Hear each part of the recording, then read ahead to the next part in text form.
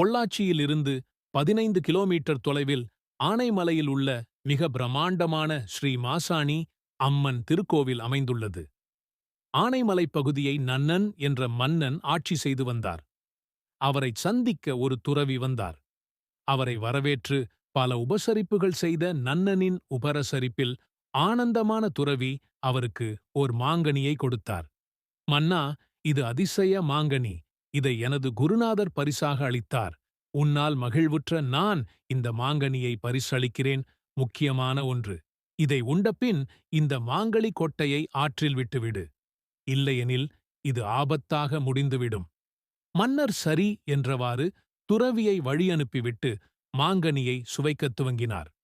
சுவை நன்றாக இருக்கவே அந்த மாங்கொட்டையை துறவி சொன்னதை அலட்சியப்படுத்தி தமது நந்தவனத்தில் ஆற்றோரம் நட்டு பராமரித்து வந்தார்.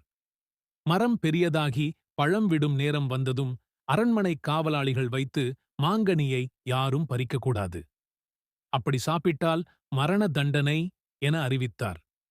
இதைக் கேள்விப்பட்ட துறவி மன்னரிடம் வந்து, மன்னா, நீங்கள் அந்த மாங்கனி கொட்டையை நான் சொன்னதை கேளாமல் மரமாக்கிவிட்டீர்கள். நீங்கள் நினைப்பது போல் அந்த மரத்தில் ஓரே பழம் மட்டுமே பழுக்கும். அதையும் நீங்கள் சாப்பிடக்கூடாது. அதை தெய்வீகப் பெண்மணி ஒருவரே சாப்பிடுவார். நீங்கள் சாப்பிட நினைத்தால் இந்த தேசம் அழிவுறும் என உரைத்து கிளம்பினார் துறவி. ஆனால் மன்னன் துறவி கூறியதை அலட்சியம் செய்தான். தாரகன் என்பவர் வியாபார விஷயமாக தன் மகள் தாரணியுடன் ஆனைமலைக்கு வந்திருந்தார். அப்போது அவர்கள் வீட்டின் அருகில் இருந்த தோழிகளுடன் தாரணி நந்தவனத்தில் உள்ள ஆற்றில் குளிக்கச் சென்றார். தாரணி நீராடும்போது அந்த மாமரத்தில் இருந்து தன் அருகே விழுந்த மாங்கனியை எடுத்து சாப்பிட்டார். இதனை அறிந்த மற்ற பெண்கள் மன்னனின் தண்டனை விவரத்தை எடுத்து கூறினர். அதற்குள் விஷயமறிந்த மன்னன் காவலாளிகளை விட்டு தாரணியை கைது செய்து குற்றம் சாட்டப்பட்டு மரண தண்டனையை அறிவித்தான். ஒரு மாங்கனிக்காக என் உயிர் பிரிந்தாலும் என் ஆத்மா இந்த மண்ணில் இருக்கும் என்று சூளுரைத்து உயிர் பிரிந்தாள். அவள் உடல் மயானம் எடுத்துச் செல்லப்பட்டது.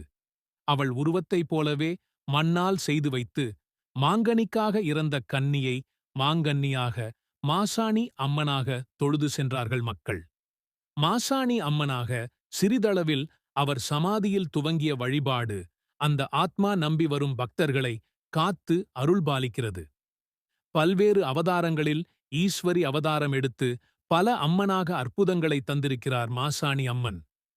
இவர் உக்கிர தெய்வமாவார். இங்கு வரும் பக்தர்கள் மாசாணி அம்மனிடம் குறைகளை எழுதி பூசாரியிடம் பக்தர்கள் தர அதை அம்மன் நிவர்த்தி செய்கிறார். பில்லி சூனியம் போன்ற அமானுஷ்ய சக்திகளிடம் இருந்து காக்க உக்கிர தெய்வமான மாசாணி அம்மன வணங்கினால் நலம் பயக்கும் என்பது நம்பிக்கையாகும்.